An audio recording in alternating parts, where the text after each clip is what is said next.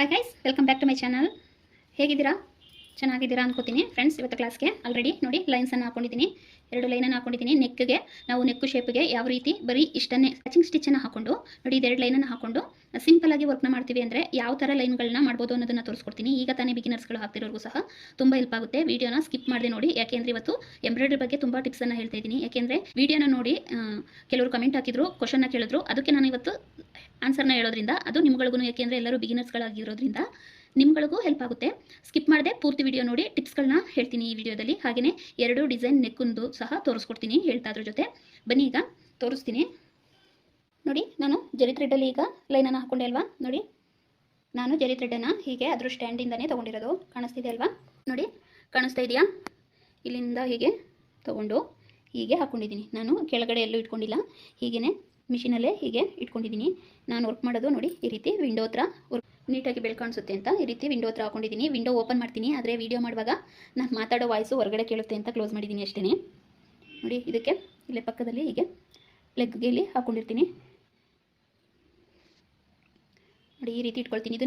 ಇದೇನಕ್ಕೆ ಹೀಗೆ ಇಟ್ಕೊಂಡಿದ್ದೀನಿ ಅಂದರೆ, ಇಲ್ಲಿ ನಾವು ಬಟ್ಟೆ ಹಾಕಿದಾಗ ನೋಡಿ ವೀಲ್ ಹತ್ರ ಎಲ್ಲೂ ಹೋಗಬಾರ್ದು ಅಂತ ಈ ರೀತಿ ಹಾಕೊಂಡಿರೋದು. ನೀಟಾಗಿ ಹೀಗೆ ಹಾಕೊಂಡಿದ್ದೀನಿ. ನೀವು ಏನಾದರೂ ಈ ರೀತಿ ಏನಾದರೂ ಐಡಿಯಾ ಉಪಯೋಗಿಸಿ ಮಾಡ್ಕೊಳ್ಳೋದಾದರೆ ಮಾಡ್ಕೊಳ್ಳಿ.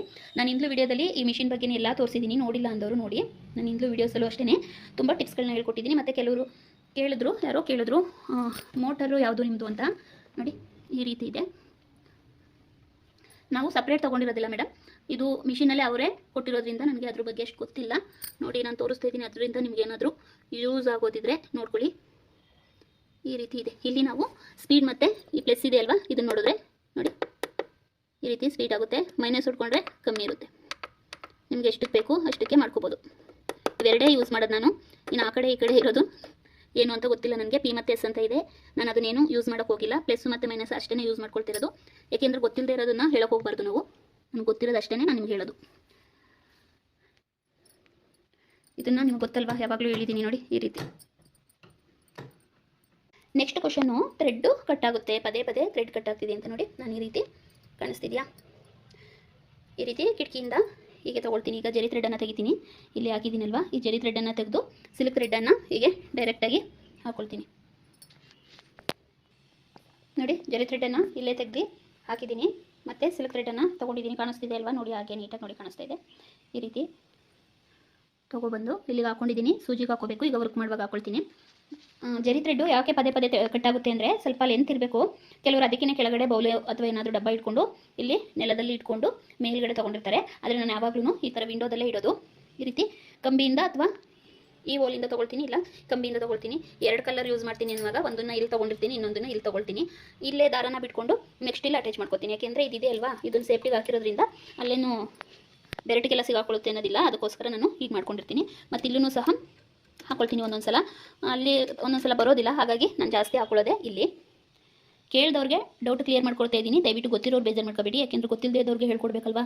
ಕಲಿಯುವಾಗ ಅದು ಗೊತ್ತಿಲ್ಲದೇ ಎಷ್ಟು ತಲೆ ಕೆಡಿಸ್ಕೊತೀವಿ. ನಾವು ಕಲಿಯುವಾಗ ಹಾಗೆಯೇ ತುಂಬ ತಲೆ ಕೆಡಿಸ್ಕೊಂಡಿದ್ವಿ. ಅದಕ್ಕೋಸ್ಕರ ಪಾಪ ಅವ್ರಿಗೆ ಹೆಲ್ಪ್ ಆಗ್ಬೋದು ಅಂತ ಹೇಳ್ಕೊಡ್ತಾ ಇದ್ದೀನಿ.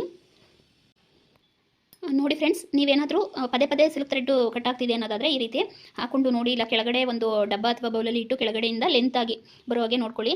ಮತ್ತು ಇಲ್ಲಿ ಸ್ವಲ್ಪ ಲೂಸು ಟೈಟು ಮಾಡಿ ನೋಡಿ, ಮಾಡಿಕೊಂಡು ಸ್ಟಿಚ್ ಮಾಡಿ ನೋಡಿ. ಆದ್ರೂ ಏನಾದರೂ ಕಟ್ ಆಗ್ತಾ ಇದೆ, ಎಲ್ಲ ಥರ ಮಾಡಿ ನೋಡಿದ್ವಿ ಕಟ್ ಆಗ್ತಿದೆ ಅಂದರೆ ಶಟಲ್ ಹತ್ರ ಪ್ರಾಬ್ಲಮ್ ಇರುತ್ತೆ. ಆಗ ನೀವು ಮೆಕ್ಯಾನಿಕ್ ಹತ್ರನೇ ತೋರಿಸ್ಕೋಬೇಕು. ಮೆಕ್ಯಾನಿಕ್ ಏನಾದರೂ ಬಂದು ನೋಡ್ತಾರೆ ಅನ್ನೋದಾದರೆ ತೋರಿಸಿ, ಇಲ್ಲ ಅಂದರೆ ನೀವೇ ಈ ಹೆಡ್ಡನ್ನು ಮಾತ್ರ ತೊಗೊಂಡೋಗಿ ಮೆಕ್ಯಾನಿಕ್ ಹತ್ರ ತೋರಿಸ್ಕೊಂಡ್ರೆ ಒಂದು ಸಲ ಚೆಕ್ ಮಾಡಿ ನೋಡಿ, ಅವರು ನೀಟಾಗಿ ನಿಮಗೆ ಸೆಟ್ ಮಾಡಿಕೊಡ್ತಾರೆ. ಆದಷ್ಟು ಫಸ್ಟು ಒಂದು ಸಲ ಚೆಕ್ ಮಾಡಿ ನೋಡಿ, ದೂರ ಇಟ್ಟು ಹತ್ರ ಇಟ್ಟು. ಮತ್ತು ಥ್ರೆಡ್ಡನ್ನು ಚೇಂಜ್ ಮಾಡಿ ನೋಡಿ. ಅಕಸ್ಮಾತ್ ಥ್ರೆಡ್ ಏನಾದರೂ ಪ್ರಾಬ್ಲಮ್ ಇದ್ದರೆ ಬೇರೆ ಕಂಪ್ನಿದು ಒಂದೆರಡನ್ನ ಹಾಕಿ ಚೇಂಜ್ ಮಾಡಿ ನೋಡಿ. ಅಷ್ಟೆಲ್ಲ ಮಾಡಿದ್ರೂ ಬರ್ತಾಯಿಲ್ಲ, ಮತ್ತೆ ಕಟ್ ಆಗ್ತಿದೆ ಅನ್ನೋದಾದರೆ ನೀವು ಹೆಡ್ಡನ್ನು ತೊಗೊಂಡೋಗಿ ಒಂದು ಸಲ ಮೆಕ್ಯಾನಿಕ್ ಹತ್ರ ತೋರಿಸಿ ಗೊತ್ತಾಗುತ್ತೆ ಏನು ಪ್ರಾಬ್ಲಮ್ ಇದೆ ಅಂತ, ಸರಿ ಮಾಡಿಕೊಡ್ತಾರೆ. ಬನ್ನಿ ಈಗ ಕ್ಲಾಸನ್ನು ಸ್ಟಾರ್ಟ್ ಮಾಡೋಣ. ಕ್ಲಾಸ್ ಮಾಡ್ತಾ ಇನ್ನೊಂದು ಸ್ವಲ್ಪ ಟಿಪ್ಸು ಏನಾದರೂ ಇದ್ದರೆ ಹೇಳ್ತಾ ಹೋಗ್ತೀನಿ. ನಾನು ನೋಡಿದೆ ಕ್ಯಾಮ್ರಾದ ಸ್ಟ್ಯಾಂಡು ನನ್ನ ಹತ್ರ ಇರೋದು. ಈಗ ಫಿಟ್ ಮಾಡಿಬಿಡ್ತೀನಿ.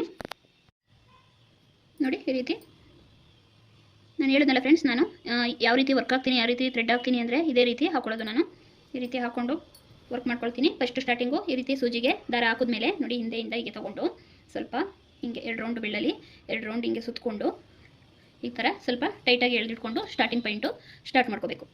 ಈ ರೀತಿ ನೀವು ಸಿಂಪಲ್ಲಾಗಿ ಸ್ಟೋನ್ ಚೈನ್ ಬಾಲ್ ಚೈನ್ ಏನೋ ಬೇಡ, ಸಿಂಪಲ್ಲಾಗಿ ಮಾಡ್ತೀವಿ ಅನ್ನೋದಾದರೆ ಈ ರೀತಿ ಹಾಕ್ಕೊಂಡು ನೋಡಿ. ಫಸ್ಟು ಸ್ಟಾರ್ಟಿಂಗು ನೀವು ಮಾಡ್ತಾ ಇರೋದ್ರಿಂದ. ಬೇಕು ಅಂದರೆ ಪಕ್ಕದಲ್ಲೇ ಒಂದು ಲೈನನ್ನು ಹಾಕೋಬೋದು ಸ್ಟ್ರೈಟಾಗಿ ಬರಲಿ ಅಂತ. ನೀವು ಈ ರೀತಿ ಬಿಗಿನರ್ಸ್ಗಳು ಹೀಗೆ ಹಾಕೊಳ್ಳಿ, ಏಕೆಂದರೆ ಸ್ಟ್ರೈಟಾಗಿ ಬರಲ್ಲ ಅಲ್ವಾ ಈಗ ತಾನೇ ಕಲಿತಿರೋರು, ಅದಕ್ಕೋಸ್ಕರ ಒಂದು ಲೈನನ್ನು ಬೇಕಾದರೆ ಹಾಕೊಳ್ಳಿ. ನಾನು ಮೊನ್ನೆ ಹೇಳ್ಕೊಟ್ಟಿದ್ದೆ ನಿಮಗೆ ಬಟನ್ ಸ್ಟಿಚ್ಚು, ಅದನ್ನೇ ಇಲ್ಲಿ ಹೇಳ್ಕೊಡ್ತಿದ್ದೀನಿ. ಮತ್ತು ಇಲ್ಲಿ ರೈಸ್ ಸ್ಟಿಚ್ಚನ್ನು ಹೇಳ್ಕೊಡ್ತೀನಿ, ಸ್ಕಿಪ್ ಮಾಡಬೇಡಿ. ಪಾಪ ಯಾರೋ ಒಬ್ಬರು ಕೇಳಿದ್ರು ರೈಸ್ ಸ್ಟಿಚ್ ಹೇಗೆ ಹಾಕೋದು ಹೇಳ್ಕೊಡಿ ಅಂತ. ಇಲ್ಲಿಗೆ ರೈಸ್ ಸ್ಟಿಚ್ ಹೇಳ್ಕೊಡ್ತೀನಿ, ಇಲ್ಲಿಗೆ ಬಟನ್ ಸ್ಟಿಚ್ ಹೇಳ್ಕೊಡ್ತೀನಿ. ನಾವು ಸ್ಟಾರ್ಟಿಂಗು ಈ ರೀತಿ ಒಂದು ಲೈನ್ನ ಹಾಕೊಂಡು ಬಟನ್ ಸ್ಟಿಚ್ನ ಹಾಕಿ ರೈಸ್ ಸ್ಟಿಚ್ನ ಹಾಕಿ ನೆಕ್ಸ್ಟು ಯಾವ ಡಿಸೈನ್ ಬೇಕಾದ್ರೂ ಕ್ರಿಯೇಟ್ ಮಾಡ್ಕೋಬೋದು. ತುಂಬ ಚೆನ್ನಾಗಿ ಕಾಣುತ್ತೆ, ನೋಡ್ಕೊಳ್ಳಿ. ಹಾಗೆಯೇ ನಾನು ಸ್ವಲ್ಪ ಚಿಕ್ಕದಾಗಿ ಹಾಕೋಕ್ಕೆ ಟ್ರೈ ಮಾಡ್ತೀನಿ, ನಿಮಗೆ ಕಾಣಿಸುತ್ತೋ ಇಲ್ಲೋ ಗೊತ್ತಿಲ್ಲ. ನೋಡಿ ಈ ಮೂಮೆಂಟ್ನ ನೋಡ್ಕೊಳ್ಳಿ ನೀವು, ಅದಕ್ಕೋಸ್ಕರನೇ ನಾನು ಕ್ಯಾಮ್ರಾನ ಈ ರೀತಿ ಇಡೋದು. ಯಾಕೆಂದರೆ ನಿಮಗೆ ಇಲ್ಲಿ ಯಾವ ರೀತಿ ತೊಗೊಳ್ತಿದ್ದಾರೆ ಅನ್ನೋದು ನಾನು ಹೇಳದೇ ಇದ್ರೂ ಇಲ್ಲಿ ನೋಡಿದಾಗ ಗೊತ್ತಾಗುತ್ತೆ, ಮೂವ್ ಆಗೋದನ್ನು ನೋಡ್ಕೊಂಡಾಗ ನಿಮಗೆ ಗೊತ್ತಾಗುತ್ತೆ. ನಾವು ಫ್ರೀ ಬಿಟ್ಟಿದ್ದೀವೋ ಇಲ್ಲ ನಿಲ್ಲಿಸ್ಕೊಂಡಿದ್ದೀವೋ, ಒಂದು ಟೈಮ್ ಸೆಟ್ ಮಾಡಿಕೊಂಡು ನಿಲ್ಲಿಸ್ಕೊಂಡಿದ್ದೀವೋ, ಇದೆಲ್ಲ ನಿಮಗೆ ಗೊತ್ತಾಗುತ್ತೆ. ಅದಕ್ಕೋಸ್ಕರ ನಾನು ಯಾವಾಗಲೂ ವರ್ಕ್ ಮಾಡುವಾಗಲೂ ಇದನ್ನು ಸ್ವಲ್ಪ ಅಬ್ಸರ್ವ್ ಮಾಡ್ಕೊಳ್ಳಿ, ಅದಕ್ಕೆ ಅದನ್ನು ಸೇರಿಸಿ ನಾನು ಕ್ಯಾಮ್ರಾನ ಇಟ್ಕೊಂಡಿರೋದು. ನೋಡಿ ಈ ರೀತಿ ಹಾಕ್ಕೊಂಡು ಸ್ಲೋ, ನೀವು ಕಲಿಯುವಾಗ ಫಾಸ್ಟ್ ಇಟ್ಕೋಬೇಡಿ, ಮಿಷಿನ್ನ ಸ್ಲೋ ಆಗಿ ಇಟ್ಕೊಳ್ಳಿ. ನೋಡಿ ನಾನು ಮೊನ್ನೆ ಅರ್ಧ ಇಂಚಿಗೆ ಹಾಕೊಂಡು ಕಲ್ತ್ಕೊಳ್ಳಿ ಅಂತ ಹೇಳಿದೆ ಅಲ್ವಾ, ಅದೇ ಡಿಸೈನ್ ಇದು.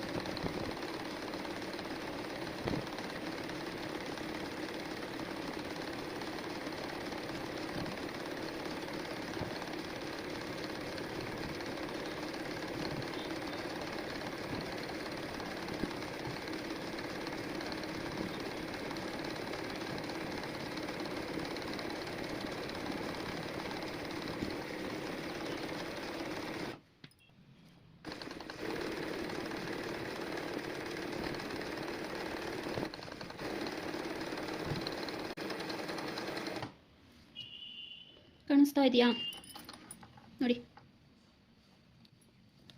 ಈ ರೀತಿ ಚಿಕ್ಕ ಚಿಕ್ಕ ಬಟನ್ನಾಗಿ ಹಾಕೊಳ್ಬೇಕು. ಈ ರೀತಿ ಸ್ಮಾಲ್ ಬಟನನ್ನು ಹಾಕೊಂಡ್ರೆ ನೆಕ್ಸ್ಟ್ ಇಲ್ಲಿ ನೀವು ಯಾವ್ದಾದ್ರು ಡಿಸೈನ್ ಮಾಡ್ಬೋದು. ಇಲ್ಲ ಪಕ್ಕದಲ್ಲಿ ಇನ್ನೊಂದು ಲೈನನ್ನು, ಈಗ ನೋಡಿ ಇಲ್ಲಿ ಸಿಲ್ವರ್ ಜರಿಲಿ ಹಾಕೊಂಡಿದ್ದೀನಿ ಅಲ್ವಾ, ನೀವು ಯಾವ ಕಲರ್ ಇರುತ್ತೆ ಬ್ಲೌಸು ನೋಡಿಕೊಂಡು ಬೇಕಾರೆ ನೀವು ಅದನ್ನೇ ಹಾಕೋಬೋದು. ಸಿಲ್ವರು, ಕಾಪರು, ಗೋಲ್ಡು ಯಾವುದೇ ರೀತಿ ನೋಡಿಕೊಂಡು ಬೇಕಾದ್ರೆ ಪಕ್ಕದಲ್ಲೂ ಇನ್ನೊಂದು ಲೈನ ಹಾಕೊಂಡು ನೆಕ್ಸ್ಟು ಏನು ಡಿಸೈನ್ ಬೇಕು ಹಾಕೋಬೋದು. ಇಲ್ಲ ಇದೇ ರೀತಿ ಹಾಕ್ಬಿಟ್ಟು ಇಲ್ಲಿ ಫ್ಲವರ್ ಡಿಸೈನು ಏನಾದ್ರೂ ಮಾಡ್ಕೊಂಡ್ರು ತುಂಬ ಚೆನ್ನಾಗಿ ಕಾಣುತ್ತೆ. ಇಲ್ಲ ಈ ಲೈನ್ ಹಾಕ್ತಾನೆ ಬರೀ ಈ ಲೈನನ್ನು ಹಾಕ್ಕೊಂಡು ವರ್ಕನ್ನು ಮಾಡಿದ್ರೂ ತುಂಬ ಚೆನ್ನಾಗಿ ಕಾಣುತ್ತೆ.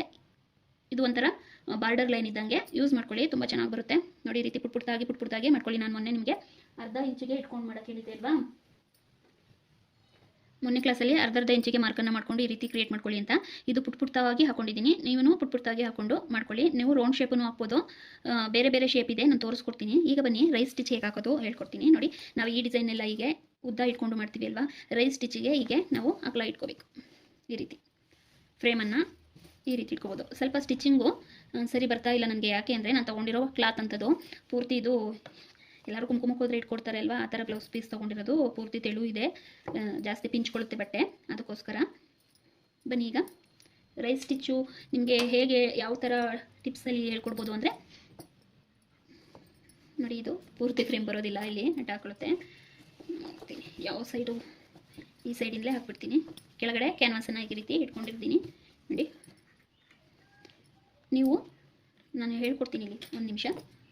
ನೋಡಿ ಹೀಗೆ ನೋಡಿ ನಾನು ಝೀರೋದಲ್ಲಿ ನಿಲ್ಲಿಸ್ಕೊಂಡಿದ್ದೀನಿ, ಟೈಮ್ ಏನು ಸೆಟ್ ಮಾಡ್ಕೊಂಡಿಲ್ಲ. ಈ ರೀತಿ ಪಕ್ಕದಲ್ಲೇ ಬನ್ನಿ, ಒಂದೇ ನಾವು 3 ರಿಂದ 4 ಸಲ ಹಾಕೋಬೇಕು. ಒಂದು ಕಡೆ 3 ರಿಂದ 4 ಸಲ ಹಾಕ್ಕೊಂಡು ಹಾಗೆ ಸ್ವಲ್ಪ ರನ್ನಿಂಗ್ ಸ್ಟಿಚ್ ಥರ ಬನ್ನಿ ಮುಂದೆ, ಮತ್ತೆ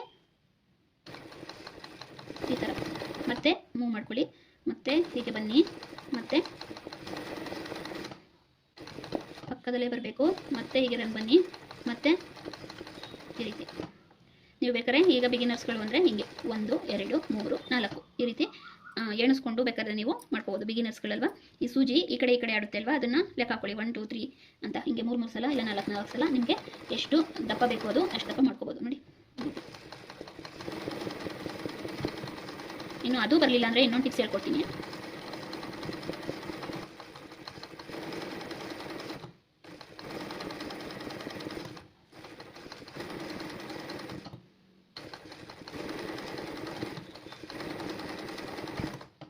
ನೋಡಿ ಈ ರೀತಿ ಹಾಕೊಂಡು ಹೋಗ್ಬೋದು. ಈ ರೀತಿ ನಾವು ಮಾಡೋಕ್ಕೆ ನಮಗೆ ಕಷ್ಟ ಆಗಿದೆ, ಇದಕ್ಕೇನಾದ್ರು ಒಂದು ಟಿಪ್ಸ್ ಕೊಡಿ ಅಂದರೆ ನೋಡಿ, ಈ ರೀತಿ ಸ್ವಲ್ಪ ಸ್ವಲ್ಪ ಈಗ ಹಾಕೊಳ್ಳಿ. ಇಲ್ಲ ಅಂದರೆ ಈ ರೀತಿ ಟೇಪನ್ನು ತೊಗೊಳ್ಳಿ. ನಿಮಗೆ ಈ ರೀತಿ ಟೇಪ್ ಮೆಜರ್ಮೆಂಟು ಇಷ್ಟ ಆಗುತ್ತೆ ಅನ್ನೋದಾದರೆ ತೊಗೊಂಡು ನೋಡಿ, ಸುಮ್ಮನೆ ಹೀಗೆ 1/4 ಇಂಚಿಗೆ ಒಂದು ಮಾರ್ಕ್ ಮಾಡ್ಕೊಳ್ಳಿ. ಒಂದು ಪಾಯಿಂಟ್ ಅಂದರೆ ಒಂದು ಲೈನ್ ಇದೆಯಲ್ಲ ಆ ಗ್ಯಾಪ್ ಕೊಡಿ, ಮತ್ತೆ 1/4 ಇಂಚಿಗೆ ಮಾಡ್ಕೊಳ್ಳಿ, ಮತ್ತೆ ಒಂದು ಗೀರ್ ಇದೆಯಲ್ಲ ಆ ಗ್ಯಾಪ್ ಕೊಡಿ, ಮತ್ತೆ 1/4 ಇಂಚಿಗೆ ಮಾಡ್ಕೊಳ್ಳಿ.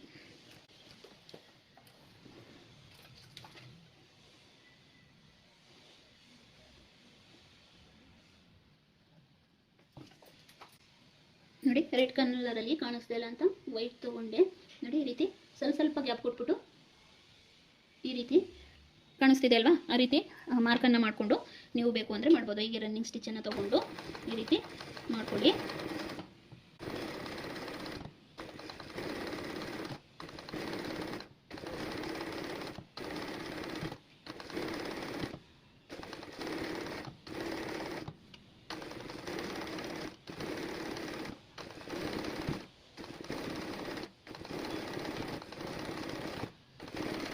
ನೋಡಿ, ಈ ಥರ ಎಡ್ಜಿಗೆ ಬಂದಮೇಲೆ ನಾವು ಫ್ರೇಮನ್ನು ಈ ರೀತಿ ತಿರುಗಿಸ್ಕೋಬೇಕು. ನಮಗೆ ಯಾವ ಥರ ಇಟ್ಕೊಂಡ್ರೆ ಫ್ರೀ ಬರುತ್ತೆ, ಹೇಗೆ ರೊಟೇಟ್ ಆಗುತ್ತೆ ಆ ರೀತಿ. ಅದಕ್ಕೆ ಹಿಂದೆ ಮುಂದೆ ಆ ಸೈಡ್ ಈ ಸೈಡ್ ಎಲ್ಲ ಮಾಡೋದನ್ನು ಕಲ್ತ್ಕೋಬೇಕು. ನಾವು ಉಲ್ಟಾ ಬರೋದಿಲ್ಲ, ಈಗ ಮಾತ್ರ ಕಲ್ತಿದ್ದೀನಿ ಅನ್ಬಾರ್ದು, ಎಲ್ಲ ರೀತಿಯೂ ಕಲ್ತ್ಕೋಬೇಕು. ನೋಡಿ,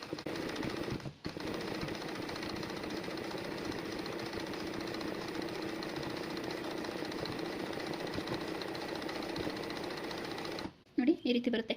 ನನಗಿಲ್ಲಿ ಕ್ಯಾಮ್ರಾ ಪಕ್ಕದಲ್ಲೇ ಸ್ಟ್ಯಾಂಡನ್ನು ಇಟ್ಕೊಳ್ಳೋದ್ರಿಂದ ಇಲ್ಲಿ ಕೈ ಆಡಿಸೋಕೆ ಸ್ವಲ್ಪ ಕಷ್ಟ ಆಗುತ್ತೆ, ಹಾಗಾಗಿ ಸ್ವಲ್ಪ ಸ್ಟ್ರೈಟ್ ಬಂದಿಲ್ಲ. ಕಾಣಿಸ್ತಾ ಇದೆಯಾ ನೋಡ್ತೀನಿ, ಸ್ವಲ್ಪ ಹಾಗೆ ರೀ ಝೂಮ್ ಆಗ್ತೀನಿ. ನೋಡಿ, ಈ ರೀತಿ ಬರುತ್ತೆ. ಜಾಸ್ತಿ ಬೆಳಕುತ್ತಾ ಇರೋದ್ರಿಂದ ಕ್ಲಿಯರಿಟಿ ಅಷ್ಟು ಚೆನ್ನಾಗಿ ಕಾಣಿಸ್ತಾ ಇಲ್ಲ. ಕಾಣಿಸ್ತಾ ಇದೆಯಾ ಫ್ರೆಂಡ್ಸ್? ಜಾಸ್ತಿ ಬೆಳಕಿದ್ದಿದ್ದರಿಂದ ಕಾಣಿಸ್ತಾ ಇಲ್ಲ ಅಂತ ಸ್ವಲ್ಪ ಮಂಕ್ ಮಾಡಿದ್ದೀನಿ. ಕಲರ್ ಚೇಂಜ್ ಇದೆ ನೋಡಿ, ಈ ರೀತಿ ಬರುತ್ತೆ. ಇದನ್ನು ಗ್ಯಾಪ್ ಕೊಡದೆ ನಾನು ಕಂಟಿನ್ಯೂಸ್ ಆಗಿ ಮಾಡ್ಬೋದು, ತೋರಿಸ್ಕೊಡ್ತೀನಿ ಈಗ ಅದನ್ನು. ನೋಡಿ, ಇದನ್ನು ಅಷ್ಟೇ ಒಂದೇ ರೀತಿ ಮಾಡಬೇಕು ಅಂತ ಏನಿಲ್ಲ.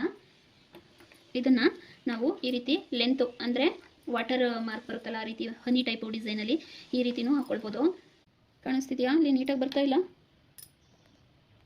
ನೋಡಿ, ಈಗ ಕಾಣಿಸ್ತಿದೆಯಲ್ವಾ? ನೋಡಿ, ಈ ರೀತಿ ಶೇಪು ಸ್ವಲ್ಪ ಉದ್ದ ಲೀಫ್ ಥರ ಉದ್ದ ಬರೋ ವಾಟರ್ ಮಾರ್ಕ್ ಅಂತ ಹೇಳ್ತಾರಲ್ಲ ಆ ರೀತಿಯೂ ಸಹ ಮಾಡ್ಕೋಬೋದು. ಇಲ್ಲ ರೌಂಡ್ ಶೇಪ್ ಆದರೂ ಮಾಡ್ಕೋಬೋದು, ಇಲ್ಲ ಈ ರೀತಿ ತ್ರಿಕೋನ ಶೇಪ್ ಅಂದರೆ 3 ಮೂಲೆ ಸಿಗೋ ಹಾಗೂ ಸಹ ಮಾಡ್ಕೋಬೋದು. ತುಂಬ ಚೆನ್ನಾಗಿ ಬರುತ್ತೆ. ಇದೇ ರೀತಿ ಕಂಟಿನ್ಯೂಸ್ ಆಗಿ ಮಾಡ್ಕೊಂಡು ಹೋಗಬೇಕು. ರೈಸ್ ಸ್ಟಿಚ್ಚೂ ಅಷ್ಟೇ, ಇದು ಸ್ವಲ್ಪ ಸ್ವಲ್ಪ ಸ್ವಲ್ಪ ಗ್ಯಾಪ್ ಕೊಟ್ಟಿದ್ದೀವಿ ಅಲ್ವಾ, ಇದನ್ನು ಅಷ್ಟೇ ರನ್ ಆಗಿ ಮಾಡ್ಕೊಬಂದರೆ ಅದನ್ನು ಅಷ್ಟೇ ಇದು ಚೈನ್ ಸ್ಟಿಚ್ ಬರುತ್ತೆ ಅಲ್ವಾ. ಈ ರೀತಿ ಇದು ಹೇಗೆ ಅಂದರೆ ನೋಡಿ, ಈ ರೀತಿ ಲೈನ್ ಹಾಕಿರ್ತೀವಿ, ಇಲ್ಲಿಂದ ಇಲ್ಲಿಗೆ ಸ್ಟಾರ್ಟ್ ಮಾಡ್ಕೊಳ್ತೀವಿ. ಇದು ನೆಕ್ಸ್ಟ್ ಹೇಳ್ಕೊಡ್ತೀನಿ ನೋಡಿ. ಈಗ ಬಟನ್ ಟೈಪ್ ಮಾಡಿದ್ದೀವಲ್ವಾ, ಈಗ ಇಲ್ಲಿ ಇನ್ನೊಂದು ರೀತಿ ಮಾಡೋಣ. ಸುಮ್ಮನೆ ತೋರಿಸ್ಕೊಡ್ತೀನಿ, ನೀವು ಈ ರೀತಿನಾದರೂ ಮಾಡ್ಕೊಳ್ಳಿ, ಈ ರೀತಿನಾದರೂ ಮಾಡ್ಕೊಳ್ಳಿ ಅಂತ. ಸ್ವಲ್ಪ ಶೇಪ್ ಚೇಂಜ್ ಬರುತ್ತೆ, ಯಾಕೆಂದರೆ ನನಗೆ ಕೈ ಫ್ರೀಯಾಗಿ ಇಡೋಕೆ ಆಗ್ತಿಲ್ಲ. ನಂದು ಸ್ಟ್ಯಾಂಡು ಲೆಂತ್ ಸ್ಟ್ಯಾಂಡ್ ತೊಗೊಂಡಿಲ್ಲ ನಾನು, ಚಿಕ್ಕದೇ ಇರೋದು, ಅದು ಪಕ್ಕದಲ್ಲೇ ಇಟ್ಕೋಬೇಕು. ಅದಕ್ಕೋಸ್ಕರ ಅಡ್ಜಸ್ಟ್ ಮಾಡ್ಕೊಳ್ಳಿ. ನೋಡಿ, ಹೀಗೆ ಇಟ್ಕೊಬಿಡಿ. 3ರಲ್ಲಿ ಇಲ್ಲ 4ರಲ್ಲಿ ಬರ್ತಾ ಬರ್ತಾ 2 3 1 0 ಈ ರೀತಿ ಚೂಪ್ ಮಾಡ್ಕೊಳ್ಳಿ. ಈಗ ಇಟ್ಕೊಳ್ಳಿ 3 ಅಥವಾ 4ರಲ್ಲಿ ಇಟ್ಕೊಂಡು ಹೀಗೆ ಫಸ್ಟು ಫ್ಲ್ಯಾಟ್ ಬರಬೇಕು, ಆಮೇಲೆ ಶಾರ್ಪ್ ಬರಬೇಕು.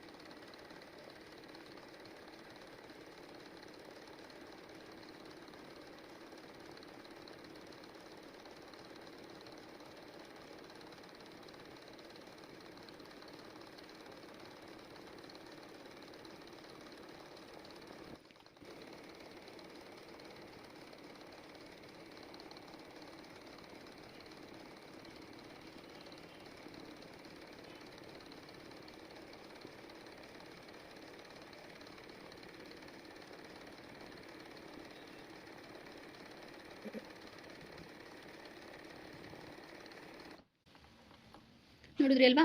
ಈ ರೀತಿ ನೋಡಿ, ಸ್ಕ್ವೇರು ಮಾಡ್ಕೋಬೋದು, ಈ ರೀತಿ ರೌಂಡನ್ನು ಮಾಡ್ಕೋಬೋದು. ಈ ರೀತಿ ನಿಮಗೆ ಯಾವ ಡಿಸೈನ್ ಬೇಕು ಅದನ್ನು ಕ್ರಿಯೇಟ್ ಮಾಡ್ಕೊಳ್ಳಿ, ತುಂಬ ಚೆನ್ನಾಗಿ ಬರುತ್ತೆ. ನೋಡಿ, ಇದರಲ್ಲಿ ಚೈನ್ ಸ್ಟಿಚ್ ಹೇಗೆ ಹಾಕೋದು ಅಂತ ತೋರಿಸ್ಕೊಡ್ತೀನಿ. ನಿಧಾನವಾಗಿ ತೋರಿಸ್ತೀನಿ ನೋಡಿ. ಹಾಗೆಯೇ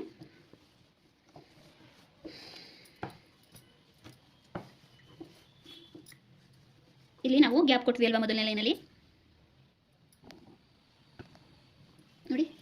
ಸ್ವಲ್ಪ ಸ್ವಲ್ಪ ಗ್ಯಾಪ್ ಕೊಟ್ಟಿದ್ದೀವಿ, ನೆಕ್ಸ್ಟು ಗ್ಯಾಪ್ ಕೊಡಬಾರ್ದು, ಹಾಗೆ ರನ್ ಮಾಡ್ಕೊಂಡು ಹೋಗಬೇಕು. ಚೈನ್ ಸ್ಟಿಚ್ ಹೇಗೆ ಹಾಕೋದು ಅಂತ ನೋಡೋಣ ಬನ್ನಿ. ನೋಡಿ ಈಗ ಹಾಕಿದ್ವಿ ಅಲ್ವಾ, ಈಗ ಹಾಕಿದ್ದೀವಿ ಅಲ್ವಾ. ಈಗ ಇದ್ರ ಮಧ್ಯದಿಂದ ಈಗ ನಾವು ಇದನ್ನ ಬಿಟ್ಟು ಗ್ಯಾಪ್ ಕೊಟ್ಟು ಇಲ್ಲಿಂದ ಇಲ್ಲಿಗೆ ಸ್ಟಾರ್ಟ್ ಮಾಡಿದ್ವಿ ಅಲ್ವಾ. ಇದನ್ನು ಬಿಟ್ಟು ಸ್ಟಾರ್ಟ್ ಮಾಡಬಾರ್ದು. ಇಲ್ಲಿ ಮಧ್ಯಭಾಗ ಏನಿದೆ ಈ ಮಧ್ಯದಿಂದ ಇಲ್ಲಿಗೆ, ಮತ್ತೆ ಇದ್ರ ಮಧ್ಯದಿಂದ ಇಲ್ಲಿಗೆ, ಮಧ್ಯಭಾಗದಿಂದ ತೊಗೊಳ್ಬೇಕು. ಅದು ಗ್ಯಾಪ್ ಕೊಡೋಗಿಲ್ಲ, ಕಂಟಿನ್ಯೂಸ್ ಆಗಿ ಬರುತ್ತೆ. ಅದೇ ಚೈನ್ ಸ್ಟಿಚ್. ನೋಡಿ ಮಧ್ಯಕ್ಕೆ ಹಾಕ್ತಾ ಇದ್ದೀನಿ, ಮಧ್ಯದಿಂದ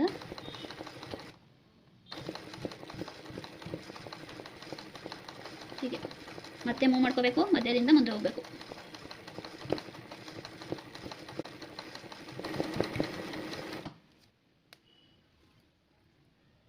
ಅದಕ್ಕೆ ಹೇಳೋದು, ನಾನು ವರ್ಕ್ ಮಾಡ್ತಾ ಖಾಲಿ ಆಗುತ್ತೆ, ರೆಡಿ ಮಾಡಿ ಇಟ್ಕೊಂಡಿದ್ರೆ ಹೀಗೆ ಪಟ್ ಅಂತ ತೊಗೊಂಡು ಹಾಕೋಬಿಡ್ಬೋದು. ನೀವು ಅಕಸ್ಮಾತು ಮತ್ತು ಇನ್ನೊಂದು ಟಿಪ್ಸ್ ಏನಂದರೆ, ನಾನು ಅವತ್ತು ನಿಮಗೆ ತೋರಿಸಿದ್ದೆ ಅಲ್ವಾ ಥ್ರೆಡ್ಡು ಬಾಬಿನಿಗೆ ಸುತ್ಕೊಳ್ಳೋವಂಥದ್ದು. ಅದೇನಾದರೂ ಇಲ್ಲ ಅಂದರೆ ನಾರ್ಮಲ್ ಬಟ್ಟೆ ಥ್ರೆಡ್ ಇರುತ್ತೆ ಅಲ್ವಾ, ಮಾಮೂಲಿ ಕಾಟನ್ ಥ್ರೆಡ್ಡು ಬಟ್ಟೆ ಹೊಲಿಯೋಕ್ಕೆಲ್ಲ ಉಪಯೋಗಿಸ್ತೀವಲ್ಲ, ಅದನ್ನು ಸಹ ಬಾಬಿನಿಗೆ ಹಾಕೋಬೋದು. ಈಗ ತಾನೇ ಸ್ಟಾರ್ಟಿಂಗ್ ಕಲಿತಾ ಇದ್ದೀವಿ, ನಮ್ಮ ಹತ್ರ ಅದು ಸಿಗ್ತಾ ಇಲ್ಲ ನಮ್ಮ ಕಡೆಯವರು. ಬಟ್ಟೆ ಹೊಲಿಯೋ ಥ್ರೆಡ್ಡನ್ನು ಸಹ ಕೆಳಗಡೆ ಬಾಬಿನಿಗೆ ಹಾಕ್ಕೊಳ್ಬೋದು.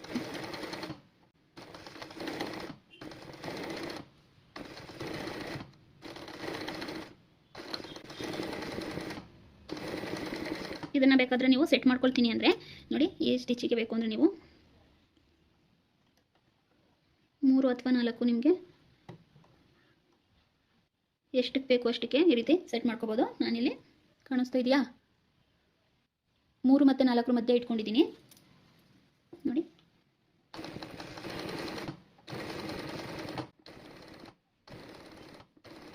ನಾವಿಲ್ಲಿ ಈ ಫ್ರೇಮನ್ನೇ ಹೀಗೆ ಸ್ವಲ್ಪ ಜರುಗಿಸ್ಕೋಬೇಕಾಗುತ್ತೆ.